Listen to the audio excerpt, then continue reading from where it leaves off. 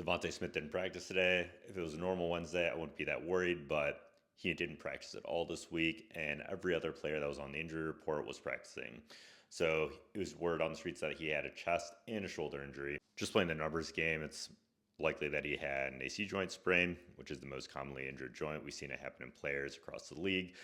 And we've seen that it's mostly a pain control issue. We haven't had any word that he has any more severe grading of an AC joint sprain where the clavicle would be arched up on x-ray. And then they also talked about the chest. So we've talked before about how he could have bruised a rib or even fractured one rib as long as it's not more than two consecutive ribs in a row, along with fractures in multiple places. Then you're okay to play through one mildly fractured rib.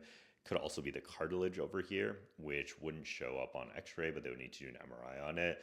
The rib cartilage, surprisingly, is the more painful thing to play through just because the blood flow doesn't reach cartilage quite as easily.